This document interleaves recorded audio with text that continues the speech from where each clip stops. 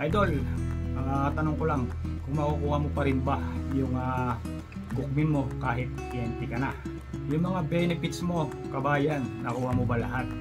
Paano pag EPS? Makukuha ba yung mga benefits bago umuwi? At kung alam nilang may benefits ka, ibabawas ba yung penalty dun sa benefits na makukuha mo?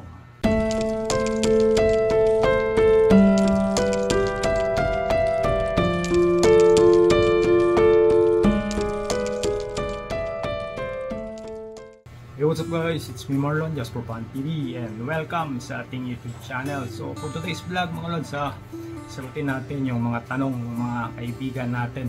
May mga nag-comment doon at nagtatanong. Bini Idol, ayan, may shoutout sa'yo, Idol Kraken. Ayan, Idol, tanong ko lang, kung makukuha mo pa rin ba yung cookmin mo kahit TNT ka na? Kung isa naman, sabi ni Idol, ayan, Francis Fran, may shoutout sa'yo Idol. Ayan, yung mga benefits mo, kabayan, nakuha mo ba lahat? So meron pang isa, si Idol Gadgets Worker. Ayan, may shoutout sa'yo Lods.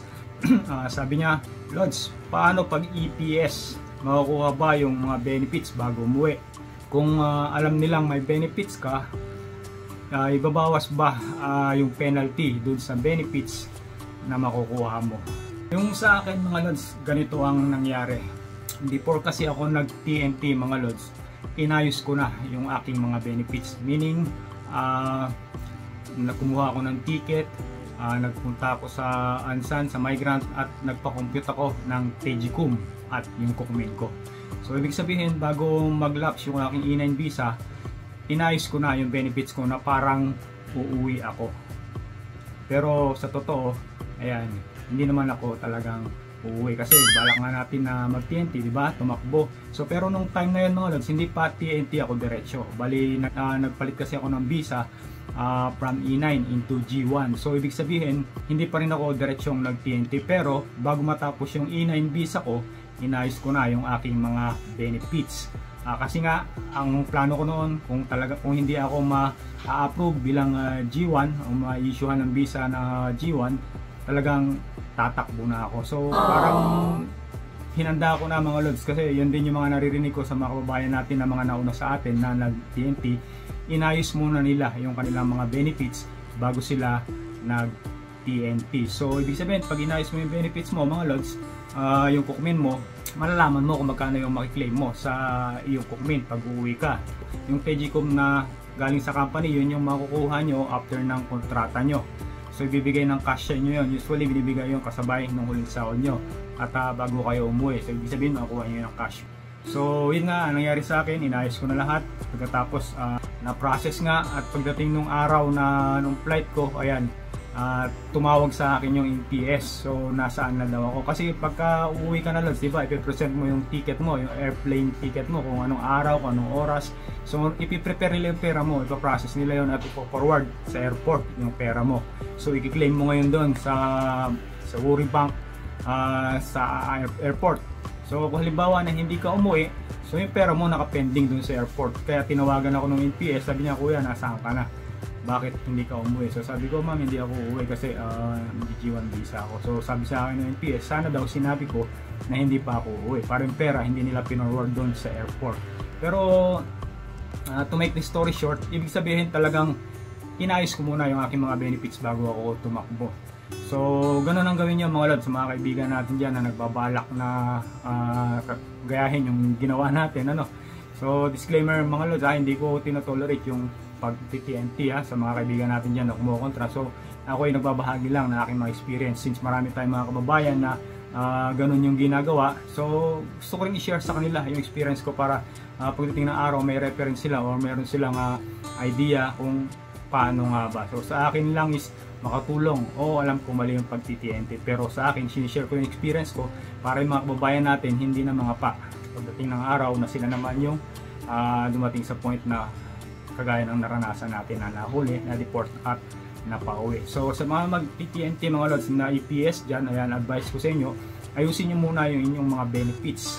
So ang unang-unang requirements dyan, dapat may airline ticket kayo, ayan, para maklaim nyo o mapaayos nyo yung mga benefits o mapakompute nyo yung inyong Tejicum sa sa migrant sa Ansan. Sa Ansan ako nagpa-compute mga lods, pero kahit sa ang migrant center pwede kayong magpa-compute ng inyong Tegicom. So sa Ansan kasi dikit-dikit na yung migrant center at saka yung NPS. So isang ikot na lang, kaya doon ako nagpaayos para lahat maayos ko on the same day. So ganun mga lods, ayusin nyo muna yung mga benefits nyo kung balak nyo tumakbo. So kaya nangyari mga lods, nung di ba nahuli nga tayo, napauwi tayo. So gusto nyo malaman kung nakuha ko ba yung mga benefits ko, kung paano ba nangyari, kung makiklaim ko ba. So yung Tegicom ko mga lods, binigay sa akin yun nung amo ko after kong pagkatapos ng aking E9 visa, kasi nag-change na ako ito G1, di ba? So clean-name ko yun sa kanya, binigay niya sa akin, kaya lang pulugan nga lang, hindi cash. At kaya naman ako nag G1 mga lods, kasi yung amo ko na yon na huling-huli na yung sa nung may E9 visa pa ako, madaya yon, binabayaran yung Tegicom, at yung cookman namin 2 years na hindi binayaran. Kaya ako nag G1 para maklaim ko yung Tegicom ko sa kanya, di ba? Kasi after na matapos yung E9 mo, kung mag-stay ka pa rin doon, TNT ka na, so mahihirapan ka nang mag-ayos kasi wala ka ng visa. So ang ginawa ko, nag G1 ako para kahit na lumaban ako sa kanya, kahit na ireklamo ko siya, meron akong visa, hindi ako puhulihin para pauwi. So ano yung ginawa ko mga lods, nilabang ko pa sa labor yung aking Tegicom na yon. So nagharap pa kami nung amo ko at nilatag niya yung kanyang computation. Sa 3 years and a half ko sa kanya, lumalabas na 3.5 lang yung babayaran niya sa akin. Samantalang yung pinaayos ko sa migrant center, yung pinakompute ko is lumalabas na 5.7 million won. So nawawala yung 2 million, di ba? So ganong kadaya yung amo ko mga lods. So kaya naman nag-upgrade ako ng visa, after ng E9 ko, nag G1 ako para mahabol ko yung aking Tegicom, kasi pag nasa Pinas na tayo, di ba, mahirapan na tayong magproseso. So yun nga ang nangyari sa akin mga lods, nung nahuli ako, syempre nakakulong na tayo. Doon sa kulungan mga lods, tatanungin naman kayo nung pinaka-manager doon sa Wasong, sa Mado, kung may kung meron na kayong pera na pamasahe. So ako kasi nabanggit ko na meron pa akong mga benefits na kiniklaim dahil dati akong EPS. So nung nalaman nung manager na ganoon yung sitwasyon ko, so verify niya, chinek niya kung meron pa akong mga claim na dapat kunin. So sabi niya, sige okay na, sabi niya ako na ang bahala. So meaning, ibig sabihin, yung Tegicom na makukuha ko pag exit ko ng Korea, inayos sa immigration.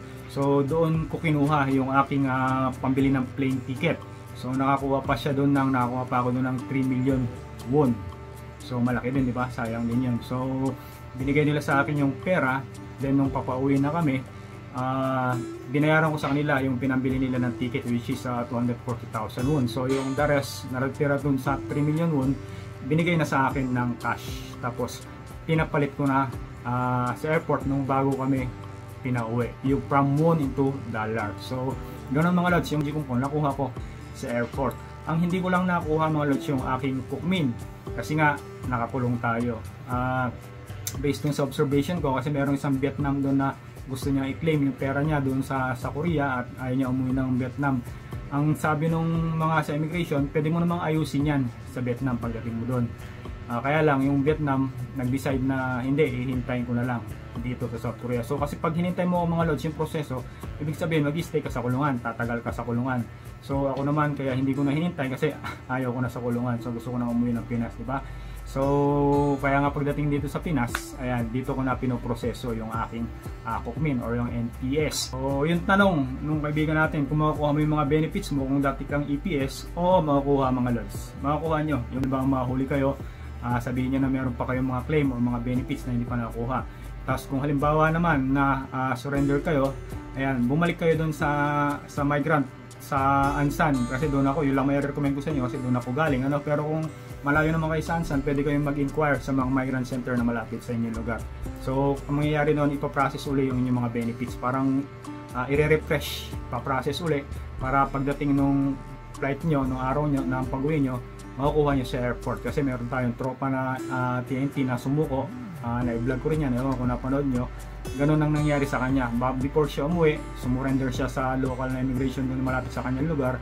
May dala siyang ticket, ayan, plane ticket kung kailan siya uuwi. Pag surrender nga pala kayo mga lods, at least 3 3 days to 10 days or 2 weeks before nung flight nyo para maayos nyo pa yung inyong mga dapat ayusin. So pag naayos nyo bago kayo mag-flight, ayan, kung dati kayong EPS, makukuha yun yung mga benefits nyo sa airport. So kahit na nag-TNT kayo. Kung sakali naman na mga nahuli kayo na deport ang kaso nyo, ayan, yung gaya na sinabi ko kanina, yung cookmin dito nyo na sa Pinas ayusin. So gagawa tayo ng separate na vlog dyan mga lods kung paano yung proseso, kasi as of now kasalukuyan ko palang inaayos at talagang masalimuot ang pag-aayos mga lods, mahihirapan kayo, medyo magulo.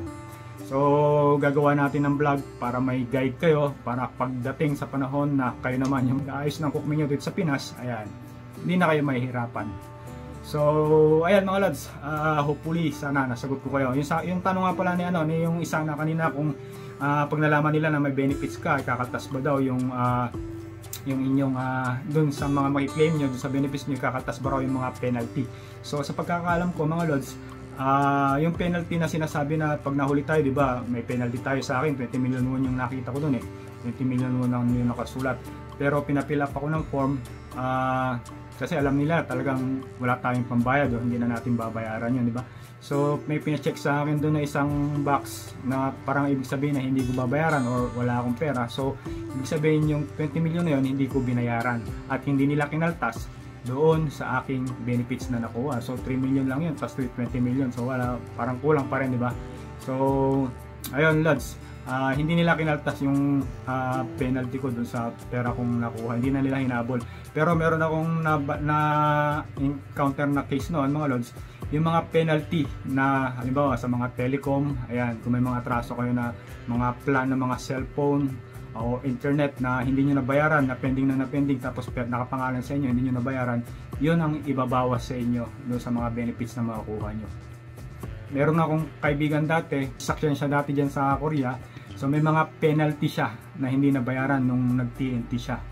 Kaya nung pag-uwi niya ng Pinas, yung mga penalty na yon siningil sa kanya. So obligation kasi yun mga lods sa mga company dyan, yung telecom company, yung sa mga insurance company, obligation natin yun dyan. Kaya bago ka mag-exit ng bansa, kung may pera ka, talagang kukunin nila, kailangan bayaran mo yun. Pero yung penalty na sa immigration na katulad ng sinabi ko kanina sa akin, 20 million won, hindi na nila pinakialaman yung benefits ko, binigay sa akin ng buo kasi nga nakasulat doon na talagang hindi ko na babayaran. So ayan mga lads, hopefully sana naliwanagan kayo at nagkaroon kayo ng idea sa share natin na to. So ulitin ko mga lads, yung sa mga nagsasabi na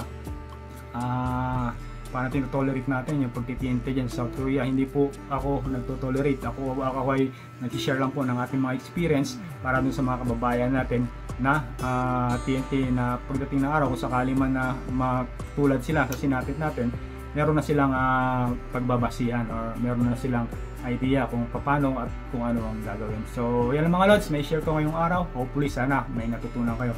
Thank you so much for watching. Ingat-ingat sa mga kaida ko naroon, and God bless sa inyo lahat. Sa mga kababayan natin TNT dyan sa South Korea, ayan, advice ko sa inyo, mag-ingat kayo. Ayan. At number 2, mag-ipon kayong mabuti kasi pag nabigla kayo katulad ng nangyari sa atin o sa mga ibang mga TNT na naobserbahan natin sa kulungan, ayan, talagang mag-iisip kayo ng ano kung kapag nahuli kayo nang hindi pa kayo handa. So ayan, katulad sa atin dito sa Pilipinas, isang buwan pa lang tayo dito, mag-isang buwan pa lang, wala pa isang buwan, pero laki na nung perang nawawala sa atin, ano? Wala pa tayong naisip na income or paraan kung paano kikita ng pera. Talagang napakahirap mga lods pag nandito ka na sa Pilipinas. Sabi ko sa inyo, 100% na umuwi ng Pinas ng mga Pilipino after ng kontrata nila, 90%, 80 to 90% sa kanila nagsisisi kung bakit umuwi pa sila ng Pilipinas. So ganyan kahirap dito sa Pilipinas pag nandito na kayo. Kung nandiyan kayo sa Korea, nagsasawa kayo sa trabaho, pagod na pagod kayo at parang gusto niya nang umuwi at magpahinga, pagdating niyo dito sa Pilipinas, ayan, sigurado na masasagi sa isip niya, sana pala hindi na ako umuwi ng Pilipinas. Marami mga ganyan mga lods dito sa Pilipinas. Makakilala natin mga kaibigan na nagsisi kung bakit sila umuwi ng Pilipinas. So that's all for now mga lods. Thank you so much for watching. Ingat-ingat. God bless sa inyo.